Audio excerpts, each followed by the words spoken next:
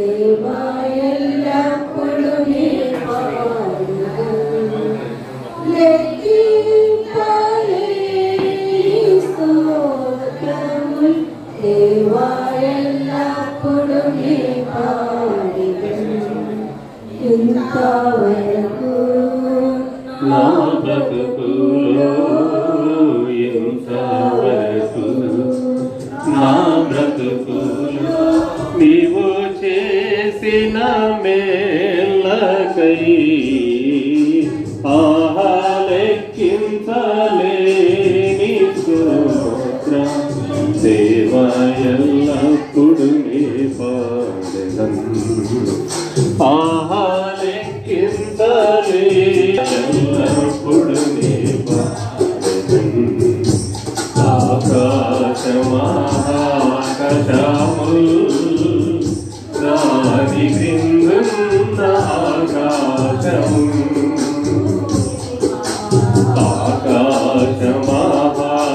ఆకాశమాకాశములు దాని క్రిందున్న ఆకాశము భూమిలో కనబడునవన్నీ భూమిలో కనబడునవన్నీ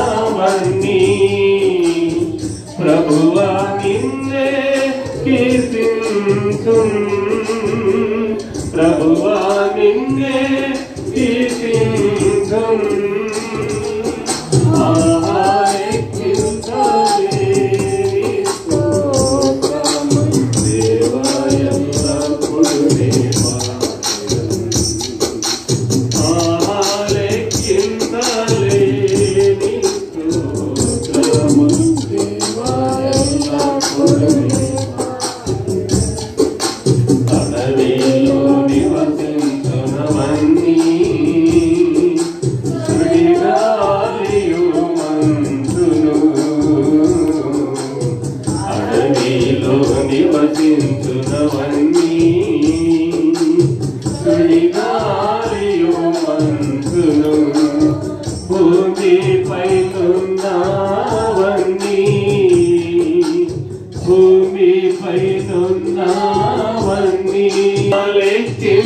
లెక్కించలేని స్తోత్రం దేవా ఎల్లప్పుడు నీ పాడెదను లెక్కించలేని స్తోత్రం దేవా ఎల్లప్పుడు భూమిలోని జీవరాశులు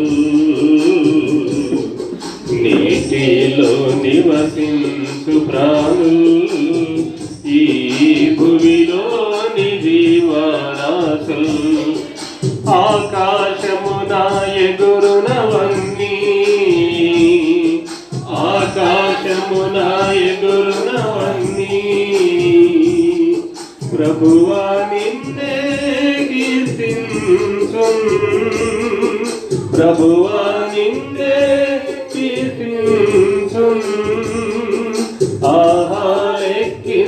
లెక్కించలేని స్తోత్రం దేవా ఎల్లప్పుడు నీ పాడెదను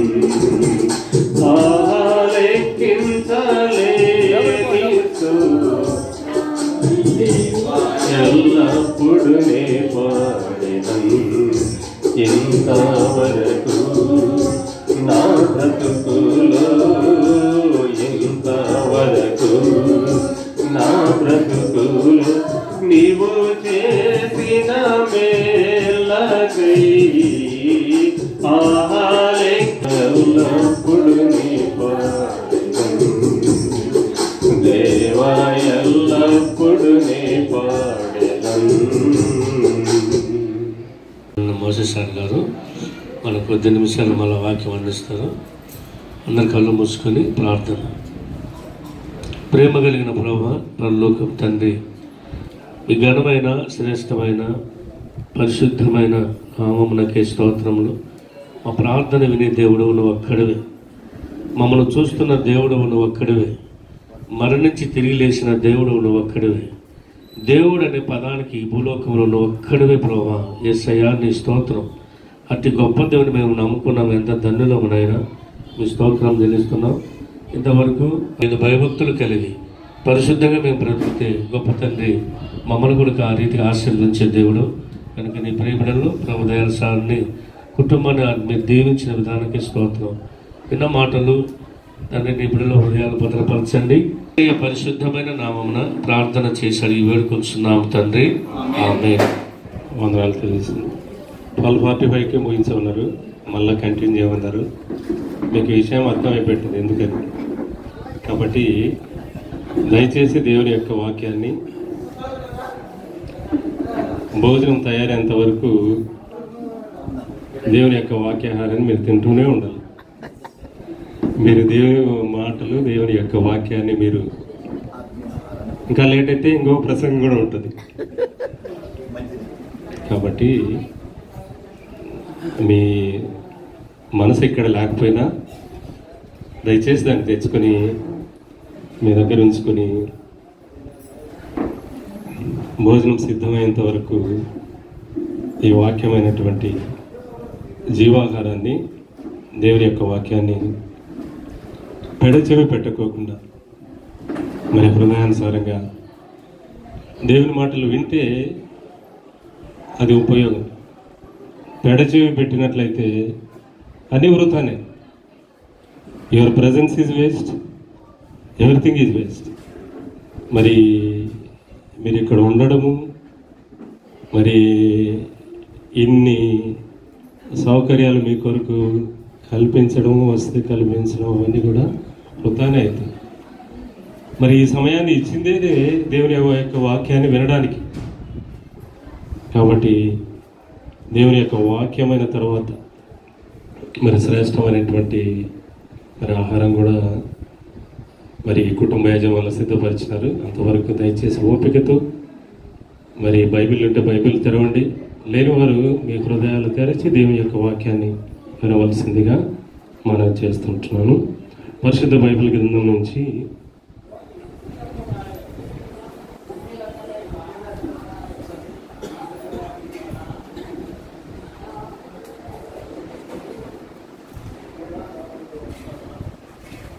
ఒక చేతిలో మైకు, సమూయేలు రాసినటువంటి 2వ గ్రంథం. బైబిల్ ఎటువంటిదంటే భిన్నమైనది. ఒకే అంశాన్ని 100 మందికి ఇస్తే 100 ప్రసంగాలు వేరువేరుగా వస్తాయి. అదే స్కూల్ టీచర్లు ఒకే పాఠం ఇచ్చినాం అనుకో, అందరూ అదే పాఠమే చెప్తారు, నో డిఫరెన్స్.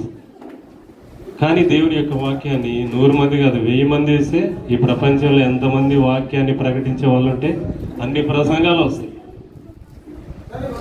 కాబట్టి దేవుని యొక్క వాక్యాన్ని విందాం. సమూయేలు 2వ గ్రంథము 6వ అధ్యాయము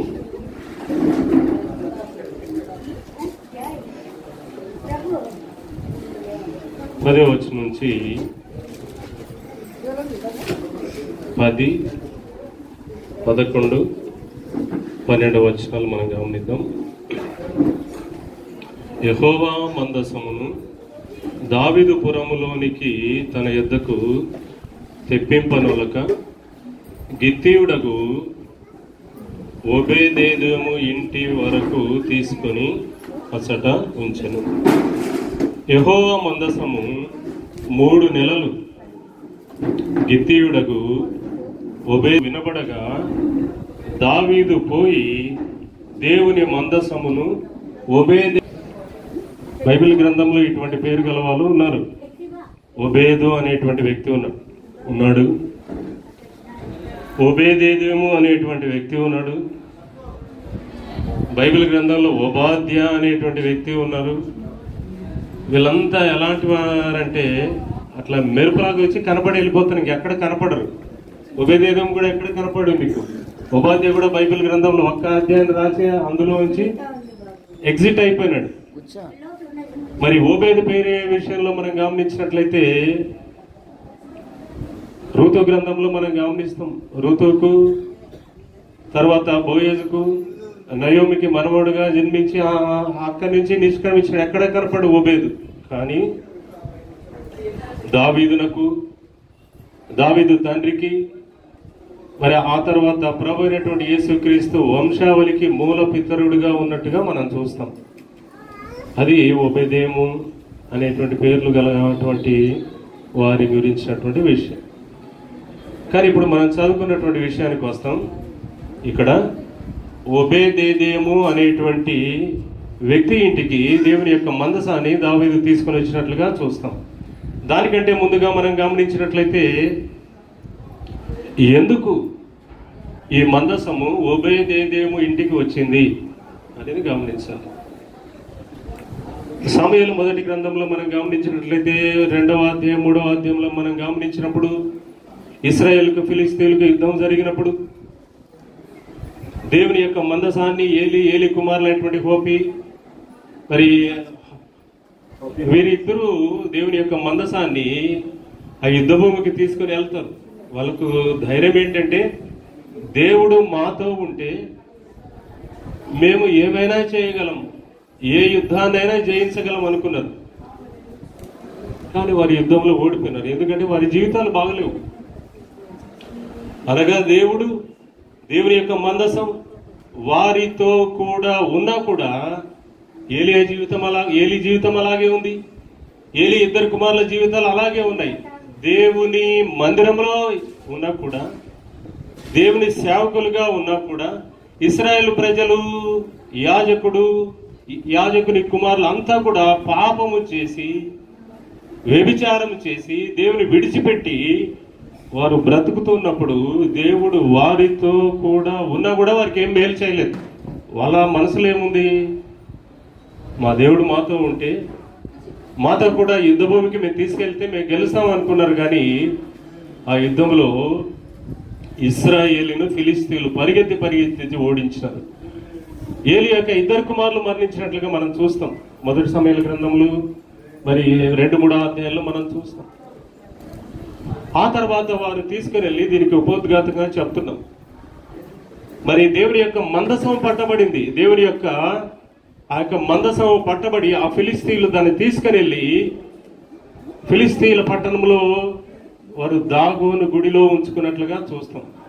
దేవుని యొక్క మందిరం వెళ్ళిపోయింది, దేవుని యొక్క మందసం వెళ్ళిపోయింది, దేవుని యొక్క మహిమ వెళ్ళిపోయింది. వీళ్ళు భ్రష్టమైపోయినందున దేవుడు వారితో ఉండడానికి ఇష్టపడలేదు, కానీ శత్రువులకు అప్పగించమన్నాడు. దేవుని యొక్క మందసము ఫిలిస్తీయుల దేశంలో ఆ దాగోను యొక్క గుడిలో ఉంచినట్లుగా చూస్తాం. ఆ దాగోను గుడిలో దేవుని యొక్క మందసము ఉంచినందువల్ల ఆ గుడిలో ఉన్నటువంటి విగ్రహాలు ముక్కలైపోయి ఆ మందసానికి సాగలపడినట్టుగా చూస్తాం. ఆ ఫిలిస్తీయులకు అనేకులను దేవుడు మొత్తినట్లుగా చూస్తాం. అయ్యో, ఈ దేవుని మేము భరించలేమని దాన్ని సాగనంపుతో వచ్చినట్లుగా మనం చూస్తాం. మాకు ఈ దేవుడు దేవుని పిల్లల దగ్గరికి వచ్చినట్లుగా మనం చూస్తాం.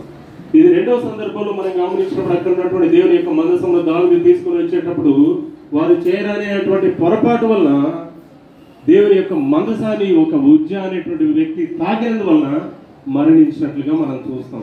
అయ్యో, ఈ దేవుని మేము తీసుకుని పోతే మేము బతకలేమని దావీదు ఆ దారిలో ఉన్నటువంటి గిత్తీయుడైనటువంటి ఒబేదేదేము ఇంటిలో దేవుని యొక్క మందసాన్ని 3 నెలలు ఉంచినట్లుగా చూస్తాం.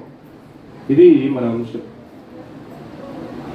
మన యొక్క సారాంశం ఏంటంటే దేవుని యొక్క మందసము ఒబేదేదేము ఇంటిలో ఉంచబడుట. దావీదైతే భయపడ్డాడు. ఎందుకంటే ఆ మందసాన్ని ముట్టినటువంటి వీరు ఆ క్షణంలోనే చనిపోయినారు. అందుకోసం దావీదు ఆ మందసాన్ని తీసుకోవడానికి ఇష్టపడలేదు. తర్వాత 10వ వచనం నుంచి మనం గమనించినట్లయితే ఆ మందసాన్ని ఒబేదేదేము ఇంటి వరకు తీసుకొని వచ్చారు. ఆ ఒబేదేదేము ఇంటిలో 3 నెలలు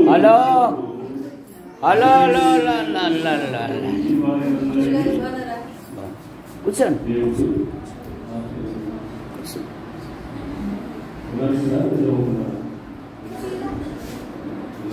బాగున్నారు కదా? డాడీని అడిగి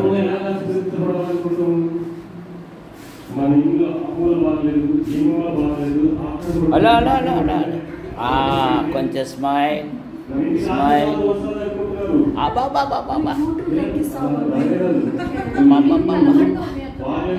అసలు అనంతపురం అందగత్తెలు మాత్రం బాబా బాబా బాబా. ఇద్దరు అందగత్తెలే, అనంతపురం అందగత్తెలు.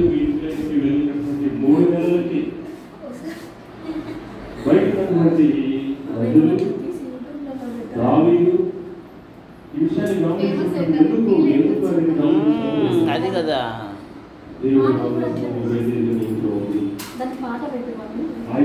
ఆశీర్వాదాలు మొదలైంది అనే విషయాన్ని తెలుసుకున్న తర్వాత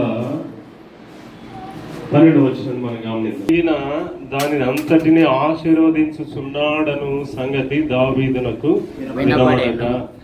ఇది ప్రజలంతా తెలుసుకున్నారు. అటు తిరిగి ఇటు తిరిగి రాజు అయినటువంటి దావీదు దగ్గరికి కూడా వెళ్ళినప్పుడు దావీదు ఈ రీతిగా అనుకుంటున్నాడు. తర్వాత లైన్ మనం గమనించినప్పుడు, దావీదు పోయి దేవుని మందసమును ఓబేదేదెము ఇంటిలో నుండి దావీదు పురమునకు ఉత్సాహంతో తీసుకొని వచ్చింది.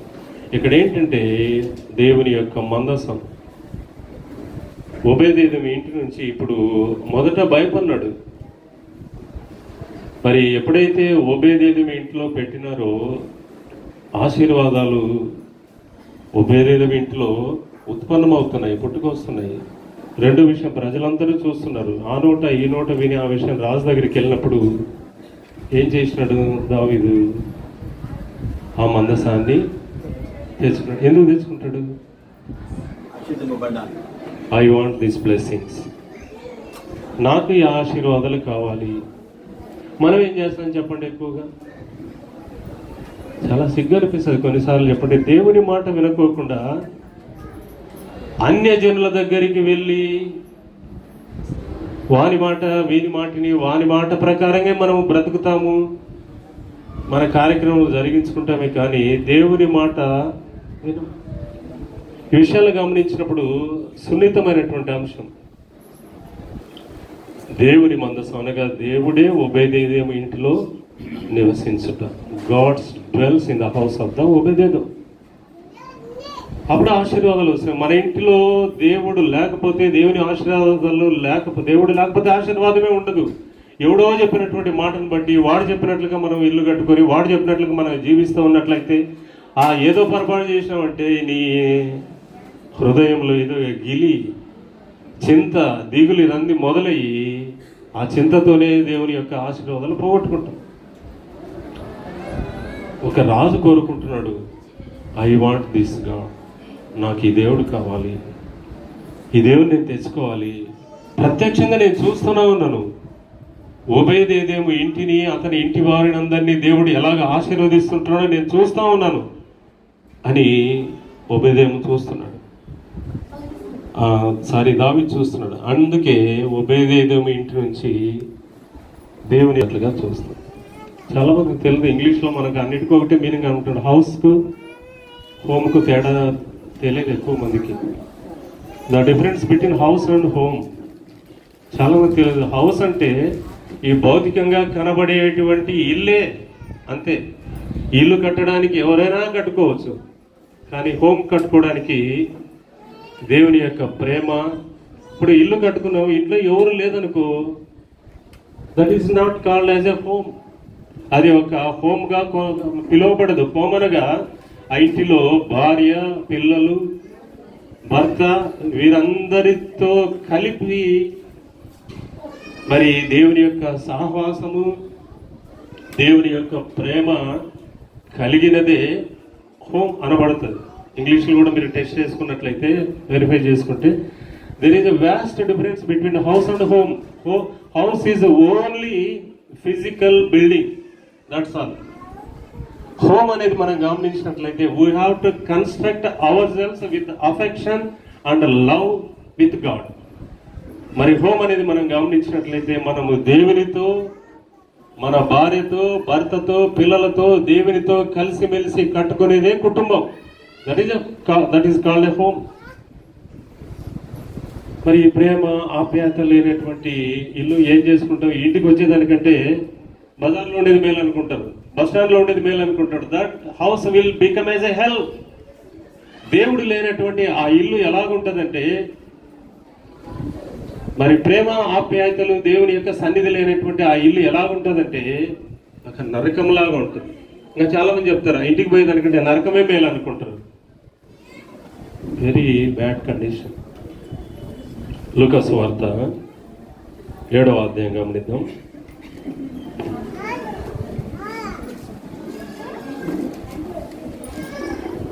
బయట నుంచి మీరు ఎప్పుడైనా చాలంటే అప్పుడు చాలిస్తాం. లూకా సువార్త 7వ అధ్యాయము. ఇక్కడ ప్రభు అయినటువంటి యేసుక్రీస్తును ఒక పరిసయ్యుడు భోజనానికి పిలిపించినట్లుగా మనం చూస్తాం. ఇక్కడ సరాసరి మరి పరిసయ్యుడైనటువంటి అతను తన ఇంటికి భోజనానికి పిలిచినట్లుగా చూస్తాం. ఇది గృహప్రవేశం తర్వాత అందరికి భోజనాలు ఉంటాయి. మామూలుగా ఈ పరిసయ్యుడు అంటే ఎవరనంటే పరిశుద్ధుడుగా లోకానికి కనబడే వ్యక్తి. Apparently he seems to be a holy one. బయటికి పరిశుద్ధుడుగా కనబడుతున్నాడు కానీ లోపలంతా కూడా స్వనీతి, సెల్ఫ్ ఎస్టీమ్ అలా కనబడుతుంది. యేసుప్రభుని ఎందుకు తన ఇంటికి పిలిచాడంటే అందరూ చూడాలి, ఆహా ఈ పరిసయ్యుడు యేసుప్రభుని ఇంటికి భోజనానికి తీసుకెళ్తున్నాడు, ఎంత గొప్ప ధన్యత అనుకుంటాడు. కానీ అక్కడ యేసుప్రభుకి ఇవ్వాల్సిన ఘనత కానీ మహిమ కానీ ఏమి ఇవ్వడం లేదు. 7వ అధ్యాయం 36వ వచనంలో మనం గమనించినట్లయితే పరిసయ్యులలో ఒకడు తనతో కూడా భోజనము చేయవలనని ఆయనను అడిగాడు. ఆయన వెళ్ళిపోయినాడు. మనం అనుకుంటాం కానీ చూసేది ఒకటి చేసేది ఒకటి ఉంటుంది. చూడడానికి ఎలా కనపడుతుంది? ఈ పరిసయ్యుడు యేసుప్రభు ఇంటికి తీసుకుపోతున్నాడు కానీ దేవుని యొక్క ఉద్దేశం వేరు, అక్కడ జరిగేటువంటి దేవుని యొక్క కార్యం వేరు. ఈ పరిసయ్యుడు బయటికి బహిరంగంగా ఆహా యేసుప్రభు నేను భోజనానికి తీసుకుని వెళ్తున్నాను ఇంటికి వెళ్ళిన తర్వాత ఏం పట్టించుకోలేదు. అసలు మిమ్మల్ని కూడా ఇక్కడికి వచ్చిన తర్వాత ఎవరేం పట్టించుకోలేదు అనుకో, ఫీల్ అవుతారు కదా. ఇక్కడ సరాసరి యేసుప్రభునే అలాగా మరి పిలుచుకుని మూలకు దొబ్బేసినట్లుగా చూస్తాం. కానీ ఆ ఇంటిలోనికి వచ్చిన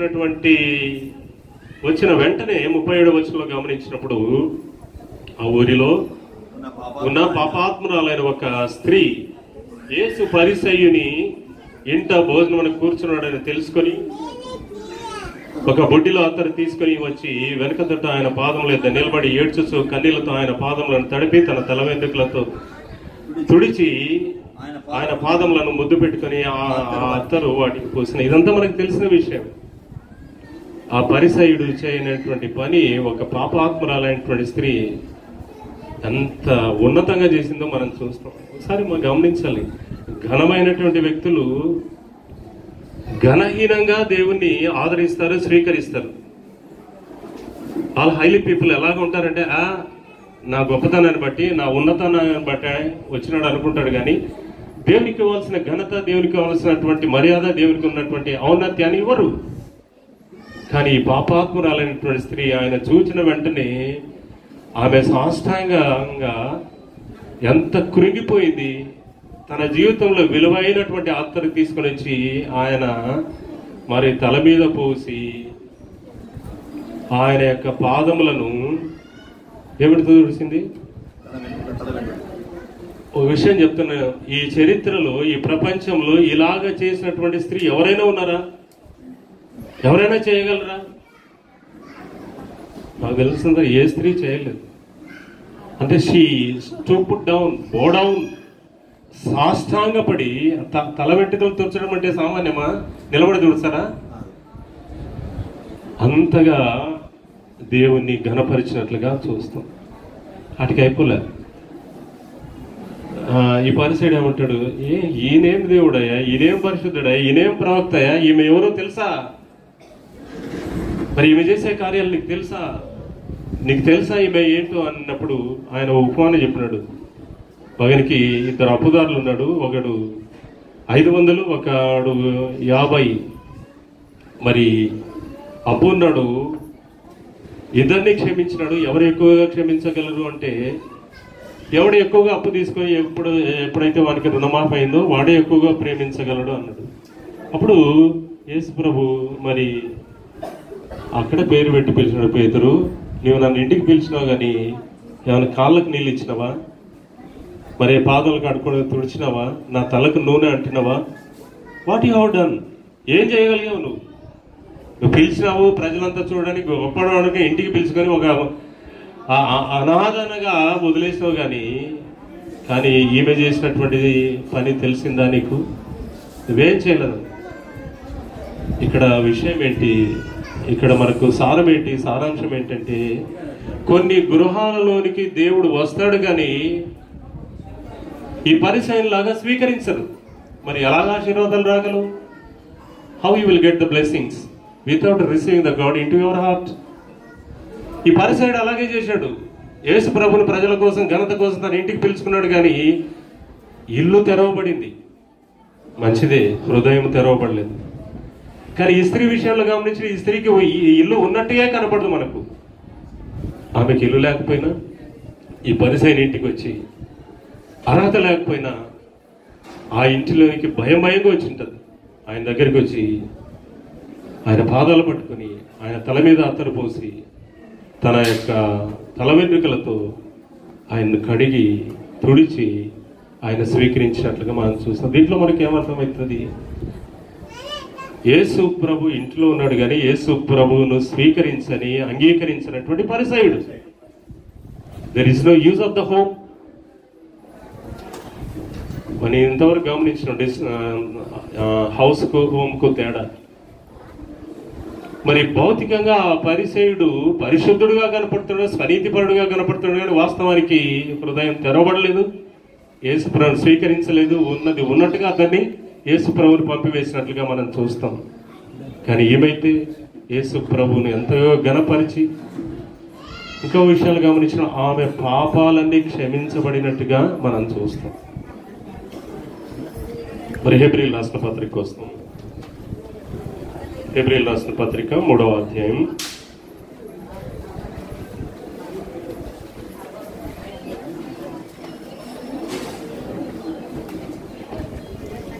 ఇంతవరకు మనం గమనించిన ఓబేదేదోముని గురించి మనం గమనించిన ఓబేదేదోము ఇంట్లోనికి దేవుని యొక్క మందసం వచ్చినప్పుడు 3 నెలలు ఉన్నప్పుడు ఓబేదేదోమును అతని ఇంటి వారిని దేవుడు ఎక్కువగా ఆశీర్వదించినట్లుగా, ఆ దేశ ప్రజలంతా చూచినట్టుగా ఆ యొక్క ఆశీర్వాదాలు చూసి దావీదు కూడా దేవుని యొక్క మందసాన్ని తన ఇంటికి తీసుకుని వెళ్ళినట్లుగా మనం చూస్తాం. మరి పరిచయ విషయంలో గమనించినప్పుడు దేవుడు ఆ ఇంటికి వెళ్ళినా కానీ Jesus was rejected by the Parsi. ఆ పరిసయుడు యేసు ప్రభును తిరస్కరించినట్టుగా ఆ వచనాల్లో మనం చూస్తాం. మరి ఇల్లు లేనటువంటి పాపాత్మురాలైనటువంటి స్త్రీ ఎంతగానో ఘనపరిచి యేసు ప్రభువును స్వీకరించి తన పాపాలని క్షమించబడినట్టుగా మనం చూస్తాం. దావీదు మరి దేవుని యొక్క మందసాన్ని తన ఇంటికి తీసుకుని వెళ్ళినట్టుగా మనం చూస్తాం. ఈ విషయాలు గమనించినప్పుడు దావీదు ఏంటంటే, ఈ దేవుడు నాకు కావాలి, ఈ ఆశీర్వాదాలు నాకు కావాలి అన్నట్టుగా మనం చూస్తాం. మరి హెబ్రీయులు రాసిన పత్రిక మనం గమనించినట్లయితే 3వ అధ్యాయం మనం గమనిస్తాం. ఈయన కూడా తను నియమించిన వారికి నమ్మకముగా ఉండెను. ప్రతి ఇల్లును ఎవడైనా ఒకరి చేత కట్టబడును, సమస్తమును కట్టినవాడు దేవుడే. ఇంటి కంటే దానిని కట్టినవాడు ఎక్కువ ఘనత పొందినట్టు ఈయన మోషే కంటే ఎక్కువ మహిమకు అర్హుడుగా ఎంచబడెను. ముందు చెప్పబో సంగతులకు సాక్షార్థముగా మోషే పరిచారకుడై ఉండి దేవుని ఇల్లంతటిలో నమ్మకంగా ఉండెను. అయితే క్రీస్తు కుమారుడై ఉండి ఆ ఇంటి మీద నమ్మకంగా ఉన్నాడు. ధైర్యమును నిరీక్షణ వలని ఉత్సాహమును తుదమట్టుకు స్థిరముగా చేపట్టిన ఎడల మనమే ఆయన ఇల్లు. ఇప్పుడు అన్ని మారిపోతున్నాయి కదా దేవుని యొక్క వాక్యంలో. మనం కట్టుకున్న ఇల్లు కాదు. దేవుని యొక్క మందసం ఓబేదేదోము ఇంటికి వచ్చినట్లుగా మనం చూస్తాం. చూసినటువంటి దావీదు ఆ మందసము నాకు కావాలి, నా ఇంటికి కావాలని తీసుకెళ్ళినట్లుగా చూస్తాం. ఇప్పుడు మనకు కనపడేది ఏంటంటే, మరి దేవుని ఇల్లు, దేవుని యొక్క మందిరము, ఇంట్లోకి వస్తే ఆశీర్వాదం కాదు. You have to receive the Jesus it your నీ శరీరంలోనికి, నీ హృదయంలోనికి స్వీకరించాలి. చాలా మంది అనుకుంటారు కదా, మేము ఎప్పుడు ఇట్లా ఇల్లు కట్టుకోవాలి, ఇట్లా ఇల్లు కట్టుకోవాలి అనుకుంటారు. డబ్బులు ఉంటే అన్నీ ఉంటే కట్టుకోవచ్చు, లేదంటే ఉత్త ఊహలే.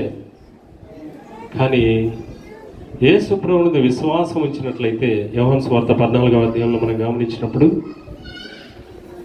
14:1-2-3 మీ హృదయమును కలవరపరచనీయకుడి, దేవుని యందు విశ్వాసం ఉంచుడి. నా తండ్రి ఇంట అనేక నివాసములు కలవు, నేను మీకు స్థలము సిద్ధపరచ వెలుచున్నాను. నేనుండే స్థలంలో మీరుండే స్థలంలో నేను ఉండులాగున మీకు అనేకమైనటువంటి భవనాలు నేను కట్టిస్తాను. నేను వెళ్ళే మార్గము మీకు తెలియను, నేనే మార్గము, నేనే సత్యము, నేనే జీవమని దేవుడు తెలియజేసినట్లుగా మనం చూస్తాం. ఇల్లు కట్టడానికి అంచనా ఊరికే చెప్తాం, 1.5 కోటి 2 కోట్లు అయిందనుకో, మా అంత కట్టుకుంటామంట. కానీ నీకు ఏమి లేక ఇల్లు కట్టుకోవచ్చు. ఎలా కట్టుకోగలవు? ఈ లోకంలో లేకపోవచ్చు, కానీ ప్రభు అయినటువంటి యేసు క్రీస్తునందు విశ్వాసం ఉంచినట్లయితే, ఆయనే ప్రభు అని నీ హృదయంలో విశ్వాసం ఉంచి ఆయనే రక్షణ నీ నోటితో ఒప్పుకొని ప్రభు అని యేసు క్రీస్తుని నువ్వు అంగీకరించి విశ్వసించినట్లయితే, ఈ లోకంలో కాదు, ఈ భూమే కాదు, నీకు పరలోకంలో ప్రభు అయిన యేసు క్రీస్తు నీకు స్థలాన్ని, ప్లాట్లను ఏర్పాటు చేస్తున్నాడు. ఇటువంటి ఇల్లు కాదు, ఇంకా శ్రేష్టమైనటువంటి ఇల్లు నీకు దేవుడు అనుగ్రహిస్తాడు. దానికి నీ పెట్టుబడి, నీ ప్రయాస ఏంటి? ఏం లేదు. నువ్వు ఒక్క పైసా తీసుకోవాల్సిన పని, ప్లానింగ్ తీసుకోవాల్సిన పని లేదు, నువ్వు స్థలం కొనుక్కోవాల్సిన పని లేదు, బిల్డింగ్ కట్టాల్సిన పని లేదు. Just believe in Jesus. కేవలం ప్రభువైన యేసు క్రీస్తుని విశ్వాసం ఉంచినట్లయితే ఆయన నీకు పరలోకంలో ఇంతకంటే శ్రేష్టమైనటువంటి భవనాలు దయచేస్తాడు. కాబట్టి నువ్వు చేయవలసింది నీ విశ్వాసాన్ని బట్టి నీకు శ్రేష్టమైనటువంటి భవనాలు దేవుడు పరలోకంలో ఇవ్వగలడు. కాబట్టి దేవుని ప్రేమైనటువంటి వాళ్ళరా, ఈ లోకంలో మనం ఇవి ఎంత బాగా కట్టుకున్నా ఇక్కడే వదిలేసి దులిపేసి వెళ్ళవలసి వస్తుంది. కానీ ఏమి లేకుండా విశ్వాసం ద్వారా నువ్వు దేవుని అంగీకరించినట్లయితే, ఈ లోకాన్ని వదిలిన తర్వాత దేవుని సన్నిధికి వెళ్ళినప్పుడు, దేవుని రాజ్యానికి వెళ్ళినప్పుడు నీ కొరకు ఎదురు చూసేటువంటి శ్రేష్టమైనటువంటి భవనాలు, మ్యాన్షన్స్ నీ కొరకు ఎదురు చూస్తుంటున్నాయి. కాబట్టి ఈ కుడిక సందర్భంగా ప్రభువైన యేసుక్రీస్తునందు విశ్వాసం ఉంచండి. ఇవన్నీ లోకంలో వదిలేసి వెళ్ళేటివే, కానీ అక్కడ నిత్యము యుగ యుగాలు ఉండేటువంటి శ్రేష్టమైనటువంటి భవనాలు దేవుడు నీ కొరకు, నా కొరకు, మనందరి కొరకు ఇవ్వగలడు. కాబట్టి మరి దేవుని యందు విశ్వాసం ఉంచండి. దేవుడి యొక్క వాక్యాన్ని దీవించునుగాక. ముగింపు ప్రార్థన మరి దానమయం చేసి ముగింపు చేస్తాం. ప్రేమించిన మా తండ్రి, మీ నామాన్ని బట్టి మీకు స్తోత్రములు. ప్రభు బిందమ్మ మరి బహుమానం ఇచ్చిన కుమార్తెను బట్టి మీకు స్తోత్రములు. ఇరువురి యొక్క తల్లిదండ్రులు, తోబుట్టులు, బంధువర్గాన్ని బట్టి మీకు స్తోత్రములు. ఇదిగో మరి యొక్క నివాసం ఉంది. ఆ నివాసం యొద్దకు వెళ్ళాలంటే ప్రభు అయిన యేసును అంగీకరించాలి. నా నమ్మని వారు నమ్మునట్లుగా మీ కృపను, యోబు ఇంటికి ఏ విధంగా కంచె వేశావో, యెహోవా యందు భయభక్తులు గల వారి చుట్టూ ఆయన దూత కావలి ఉండి వారు రక్షించును అన్నారు గనక, ఈ ఇంటిలో ఎదుగుతున్నా, కాపురం చేయుచున్నా, వచ్చుచు వెలుపలికి పోవచ్చు వచ్చుచున్నా ప్రతి వారిని దీవించుమని యేసు ప్రభు నామములో ప్రార్థిస్తున్నాం తండ్రి, ఆమేన్. పరిశుద్ధాత్మ సహవాసం మనకందరికీ తోడుగా ఉండునుగాక. ఆమేన్, ఆమేన్, ఆమేన్. అందరికీ ఇక్కడికి వచ్చిన ప్రతి ఒక్క బంధువులకి, మా స్నేహితులకి, మా బంధుమిత్రులకి అందరికీ కృతజ్ఞతలు. ఫస్ట్ ఇల్లు కంప్లీట్ అవ్వడానికి దేవుడే హెల్ప్ చేసినాడు. ఫస్ట్ నుంచి దేవుని కృప వల్ల ఇంతవరకు వచ్చింది. నేను ఫస్ట్ ప్రభాకర్ మామ గారికి, మా అత్త మామ గారికి నేను థ్యాంక్స్ చెప్తున్నాను. అంతకన్నా ముందర మా నాన్నగారికి థ్యాంక్స్ చెప్తున్నాను. ఆయన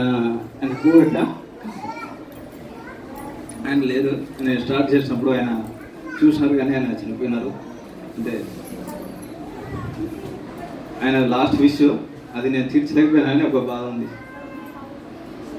కానీ ఇక్కడ వచ్చిన ప్రతి ఒక్కరికి నాకు సాయం చేసిన, ఈ ఇంటి కట్టడానికి సాయం చేసిన మా అత్త మామ గారికి, అంటే వాళ్ళు లేకుండే ఈ ఇల్లు నేను కట్టలేను, వాళ్ళ స్థలం తీసిచ్చినారు కాబట్టి నేను ఇక్కడ కట్టగలిగినాను. అది వాళ్ళకే చెల్లుతుంది. నెక్స్ట్ మా మోసి మామ గారు, మా ప్రభాకర్ మా రంగస్వామి మామ చాలా మంది నాకు హెల్ప్ చేసినారు, చాలా మంది ప్రేయర్ చేసినారు. ఇంటికి ప్రేయర్ చేసిన ప్రతి ఒక్కరికి నేను వందన చెల్లిస్తున్నాను. మీరందరూ భోంచేసి వెళ్ళాల్సిందిగా కోరుచున్నాను. పైన నాన్ వెజ్ ఉంటుంది, కింద వెజ్ ఉంటుంది. ప్రతి ఒక్కరు భోంచేసి మా కుటుంబం కోసం ప్రార్థించవలసిందిగా కోరుచున్నాను. అందరికీ వందనాలు. థ్యాంక్స్.